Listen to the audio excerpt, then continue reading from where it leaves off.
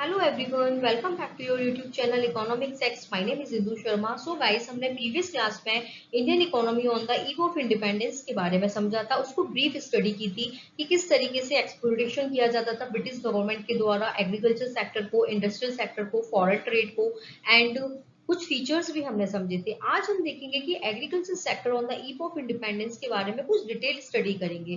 First ये क्या था कि ये एग्रो बेस्ड इकोनॉमी थी, ठीक है, एग्रीकल्चर सेक्टर पे थी। जो सोर्स ऑफ इनकम था वो एग्रीकल्चर ही हुआ करता था, तो ये हमारा क्या था, प्राइमरी सोर्स था, ठीक है, on the eve of independence. But British rules की वजह से जो प्राइमरी सोर्स था उसको भी क्या हुआ, वो भी क्या हुआ, डिक्लाइन होता गया। क्यों होता गया? क्योंकि वहां पे लो प्रोडक्टिविटी थी, स्टैग्नेशन फेस करती थी इकोनॉमी, हाई वल्नरेबिलिटी थी। हाई वल्नरेबिलिटी क्या होता था, डिपेंड ऑन रेनफॉल, क्योंकि प्रोडक्शन तो होता था बट कुछ भी उसमें इन्वेस्टमेंट नहीं किया जाता था जमींदारों के द्वारा और ब्रिटिश गवर्नमेंट के द्वारा, ताकि जो ट्यूबवेल हैं और भी जो एग्रीकल्चर सेक्टर में और भी इम्प्रूवमेंट हो सके, हम अच्छी अच्छी चीजों को यूज करके एग्रीकल्चर को बहुत अच्छा कर सकें। बट ऐसा कुछ भी नहीं होता था। तो रेनफॉल पर डिपेंड होता था एग्रीकल्चर। जितना रेनफॉल होगा हमारी जो प्रोडक्शन है वो उतना अच्छा होगा। रेनफॉल ना होने की वजह से प्रोडक्शन कम होता था, प्रोडक्टिविटी लो थी। क्यों लो थी भाई? क्योंकि जो हमारे पास जो कल्टीवेशन का जो एरिया होता था वो बहुत कम हुआ करता था, राइट। तो प्रोडक्शन हम ज्यादा कर ही नहीं सकते थे। तो इस तरीके से जो ब्रिटिश गवर्नमेंट है, जमींदारी सिस्टम होता था, तो उन लोगों की वजह से क्या होता था, हमारी जो एग्रीकल्चर सेक्टर है यानी कि जो प्राइमरी सोर्स है वो भी क्या होता था, डिक्लाइन होता चला गया। अब हम डिटेल में देखेंगे इसके चार्ट्स को, कुछ कैरेक्टरिस्टिक को, कि क्या होता था। फर्स्ट होता था small fragmented land holding. Small and fragmented land holding, इस वर्ड से ही क्लियर है कि जो लैंड होती थी वो एक, मतलब जैसे कि किसी को प्रोडक्शन करना है वीट का, तो वीट के लिए जितना लैंड की नीड होती थी उतना लैंड नहीं होती थी एक ही जगह पे, पीसेस ऑफ लैंड होती थी। जैसे कि एक पीस यहाँ पर है, फिर एक पीस कहीं और है, राइट। तो इस वजह से जो प्रोडक्शन होता था वो नहीं हो पाता था। तो ये प्रॉब्लम जो होती थी इकोनॉमी को क्या करना पड़ता था, फेस करना पड़ता था एग्रीकल्चर सेक्टर में। सेकंड है डिपेंडेंस ऑन रेनफॉल।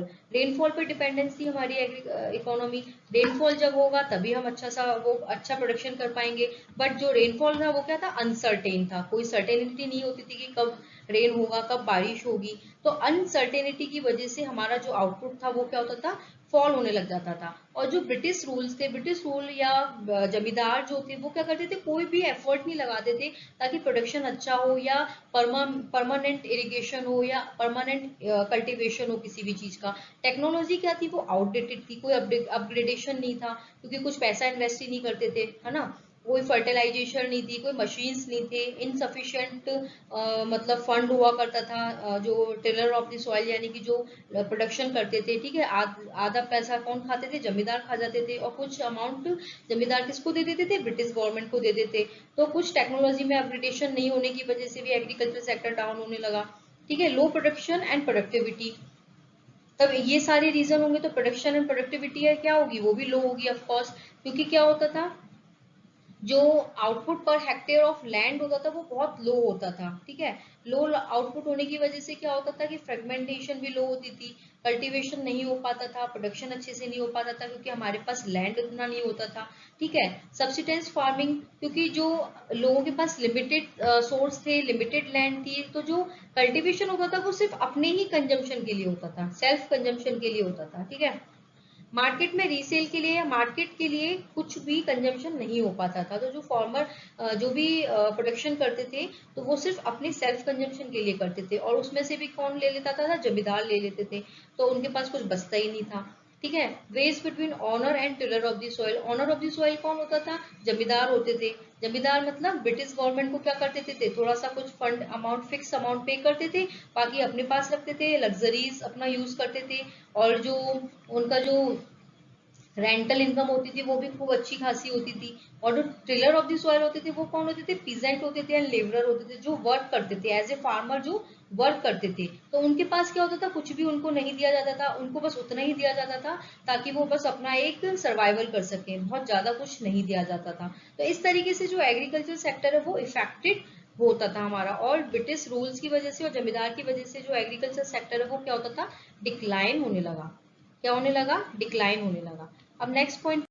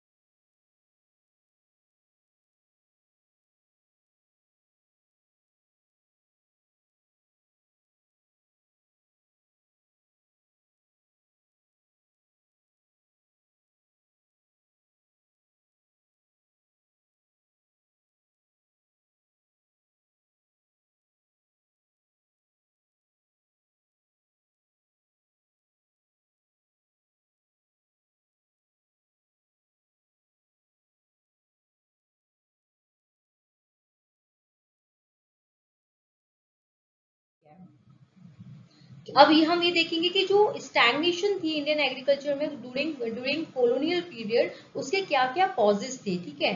तो वो था first land revenue system. Land revenue system बहुत अपने आप में एक बहुत मतलब मेजर पॉइंट है, और एग्जाम में ये बहुत बार पूछा जाता है इसके बारे में, ठीक है। लैंड रेवेन्यू सिस्टम को ही हम बोलते हैं जमींदारी सिस्टम, ठीक है। इसका डिटेल स्टडी करेंगे। एंड सेकेंड पॉइंट है फोर्स कॉमर्शलाइजेशन एग्रीकल्चर, यानी कि फोर्स किया गया था कि कंजम्पशन, यानी कि अपने कंजम्पशन को किस में शिफ्ट करना है, मार्केट के लिए। कल्टीवेशन करना है किस चीज के लिए, मार्केट के लिए। एंड थर्ड पॉइंट है पार्टीशन ऑफ कंट्री, ठीक है, कि हमारी कंट्री में किस चीज का प्रोडक्शन होता था, तो फिर उस चीज को कहाँ भेज दिया जाता था, जिस वजह से स्टैग्नेशन की सिचुएशन होती थी और एग्रीकल्चर सेक्टर जो था वो डिक्लाइन होने लगा, ठीक है, ड्यूरिंग कॉलोनियल पीरियड। अब एक एक पॉइंट को हम डिटेल में देखते हैं कि क्या होता है land revenue system. Land revenue system अभी मैंने बताया, इसको बोलते हैं हम जमींदारी सिस्टम। जमींदार हुआ करते थे, उनको वो एक उनका ट्रायंगल रिलेशन होता था किसके साथ, गवर्नमेंट के साथ। और गवर्नमेंट कौन सी होती थी, ब्रिटिश गवर्नमेंट, ठीक है।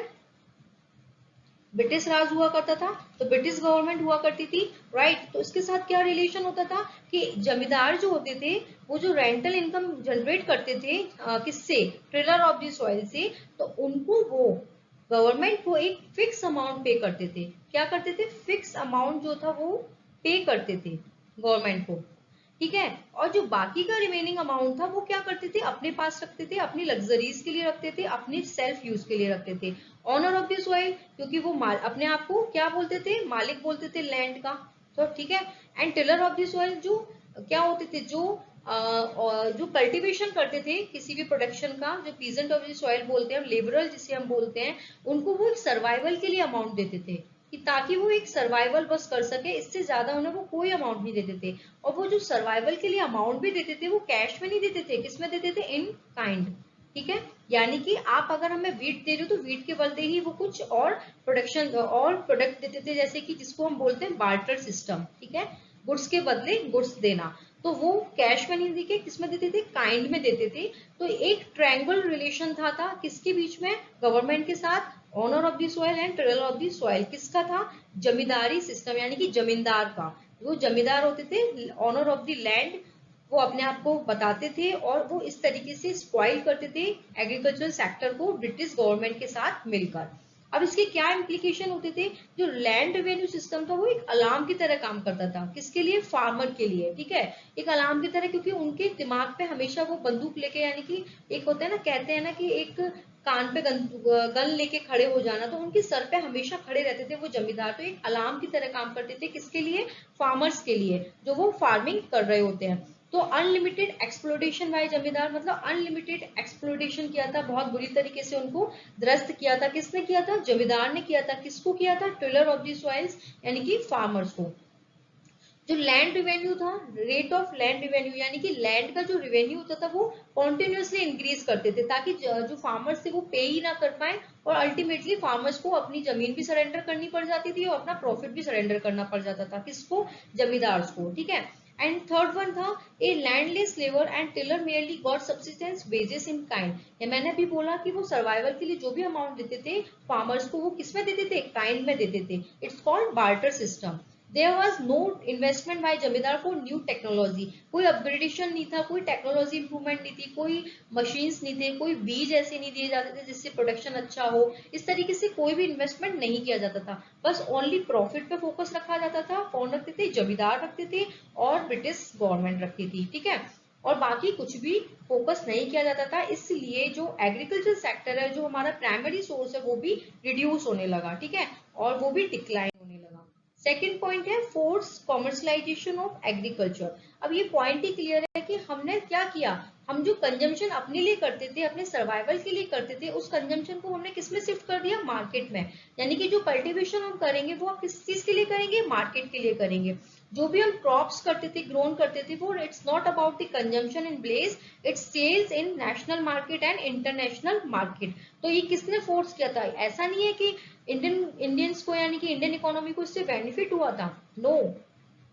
ये ओनली ब्रिटेन ने, यानी कि ब्रिटिश गवर्नमेंट ने अपने फायदे के लिए किया था। तो ये कब स्टार्ट हुआ था, 1830 में, ड्यूरिंग इंडस्ट्रियल रिवॉल्यूशन, तब इंग्लैंड में हुआ था। तो उस टाइम पर इस चीज को, कमर्शलाइजेशन को क्या किया गया था, स्टार्ट किया गया था।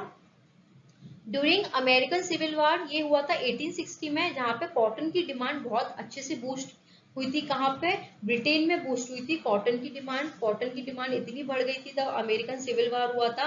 तो ये क्या हुआ था, जो कॉटन था वो कहाँ से जाता था? इंडिया से जाता था। कहाँ जाता था? ब्रिटेन जाता था। तो ये इंडस्ट्री जो भी इंडिया में थी, वो ऐसा नहीं है कि इंडस्ट्री जो इंडिया में या जो कॉटन का रॉ मटेरियल जा रहा है इंडिया से बाहर, वो इंडस्ट्री जो वो फायदा इंडिया को हो रहा है, ऐसा नहीं था। क्योंकि इंडस्ट्रियल जो डेवलपमेंट था वो इंडिया बहुत दूर था। किससे दूर था?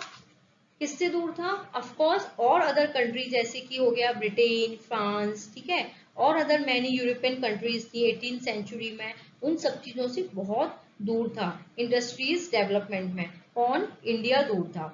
तो जैसे कि प्रोडक्शन होता था कॉटन का, तो वो जो रॉ मटेरियल होता था गुड क्वालिटी का कॉटन, जो टेक्सटाइल इंडस्ट्री होती थी ब्रिटेन में, उनके फायदे के लिए, उनकी ग्रोइंग के लिए क्या होता था? जाता था। तो इसीलिए जो इंडस्ट्रियल रिवॉल्यूशन हुआ था ब्रिटेन में, उसके बाद ही कॉटन का जो प्रोडक्शन है वो इंक्रीज हुआ।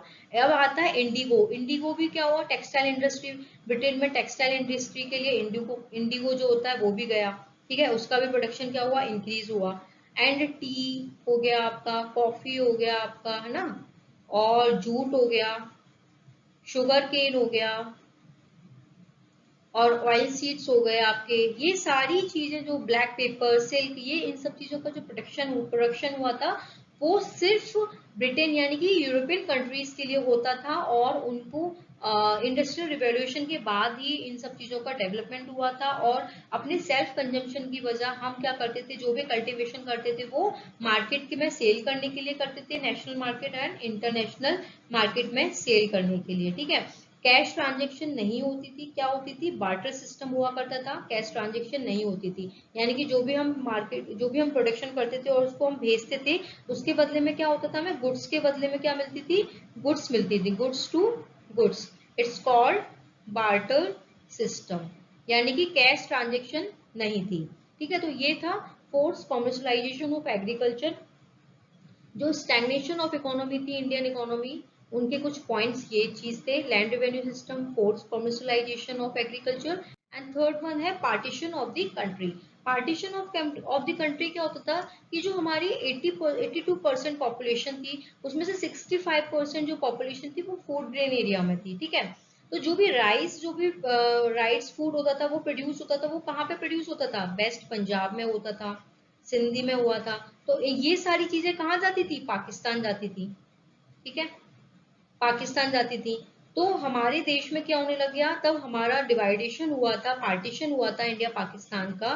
तो इस वजह से इंडिया एंड पाकिस्तान का जब डिवाइडेशन हुआ था, ठीक है, तो इस वजह से क्या हुआ था कि जो फूड क्राइसिस था वो इंडिया में बहुत ज्यादा होने लग गया था। तो इस वजह से भी नेगेटिव इम्पैक्ट पड़ा किस पर? इंडियन एग्रीकल्चर पे।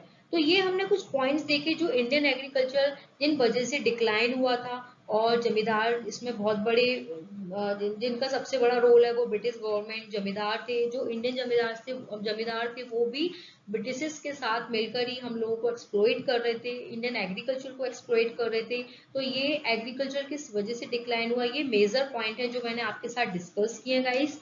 और आई होप आपको ये पॉइंट अच्छे से क्लियर हुए होंगे। और कल के सेशन में हम देखेंगे industrial sector on the eve of independence, यानी कि इंडस्ट्रियल सेक्टर को किस तरीके से डिक्लाइन किया गया और किस तरीके से इंडस्ट्रियल सेक्टर इफेक्टेड हुए थे, क्या ड्यूटी लगाई जाती थी, क्या एक्सपोर्ट इम्पोर्ट को किस तरीके से रोका जाता था।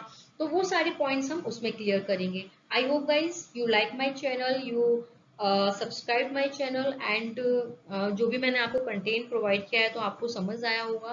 होप आपको अच्छे से क्लियर हुए होंगे ये पॉइंट्स। अगर आपको अच्छा लगा है तो please do subscribe my channel, share and share again and again. Thank you so much.